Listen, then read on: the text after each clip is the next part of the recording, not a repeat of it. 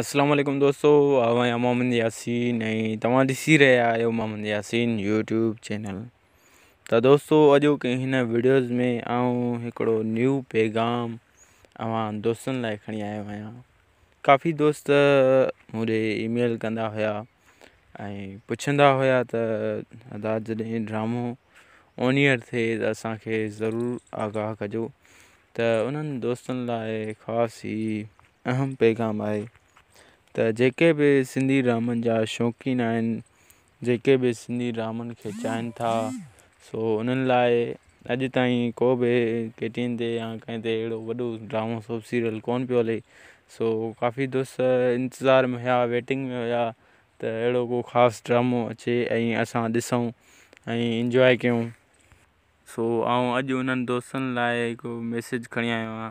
त दोस्तों video start करण खां पहिरियां असांजो हिकिड़ो नंढिड़ो रिक्वेस्ट आहे, जेकॾहिं हिन वक़्त ताईं तव्हां असांजे यूट्यूब चैनल खे सब्सक्राइब नाहे कयो त सब्सक्राइब करे ऐं भर वारी नंढड़ी बेल आइकन बटण ते ज़रूरु क्लिक कंदा त जीअं हर नई वीडियो जो अव्हांखे नोटिफिकेशन आसानी सां मिली सघे। त दोस्तों हीउ जेको ड्रामो आहे हीउ हली रहियो आहे सूमर खां जुमे ताईं, यानी 5 ॾींहं हले पियो ऐं 2 ॾींहं जेका आहे हिन जी मोकल आहे, छुटी आहे। त 5 ॾींहं माना हफ़्ते में ई हले पियो। त दोस्तों हीउ हिकिड़ो तमामु बहितरीनु ड्रामो आहे, माशाल्लाह तमामु बहितरीनु डायरेक्टर्स एक्टर्स अथसि। इंशाल्लाह तव्हां ॾिसंदव त तव्हांखे तमामु घणो मज़ो ईंदो, तव्हांखे दिलचस्प मज़ो ईंदो। ऐं जीअं त हिन में सुठा हिकिड़ा एक्टर्स आहिनि ऐं हिन जो महिनत कंदड़ तमामु बहितरीनु डायरेक्टर्स आहे, छो त हीउ तमामु वॾो धरती TV जो सोप सीरियल आहे। ही काफ़ी जॻहियुनि ते तव्हां ॾिसंदा हूंदव त हिन जी शूटिंग हली रही आहे, हिन जी मुख़्तलिफ़ शहरनि में शूटिंग हली रही आहे ऐं हिन में ख़ासि एक्टर्स आहिनि, सिंध जा नाले वारा एक्टर्स, मशहूरु एक्टर्स ऐं तमामु बहितरीनु हिन जो कमु हले पियो। हिन जी रिकॉर्डिंग अञा ताईं हले पई ऐं हीउ ड्रामो ऑन एयर हली बि रहियो आहे धरती TV ते 7:10 ते, ओनली ऑन धरती TV ते सूमर खां जुमे ताईं 2 ॾींहं मोकल अथसि, बाक़ी 5 ॾींहं ऑन एयर हले पियो।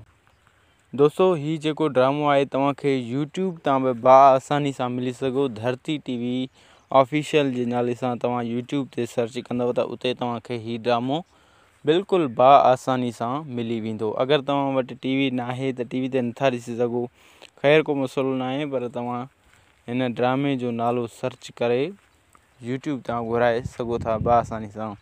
त दोस्तों जेके हिन में अदाकार आहिनि तमामु बहितरीनु एक्टर्स अथसि ऐं जेतिरी नेकी कजे ओतिरी उहा घटि आहे ऐं हीउ ड्रामो माशाल्लाह तमामु घणो वधीक आहे।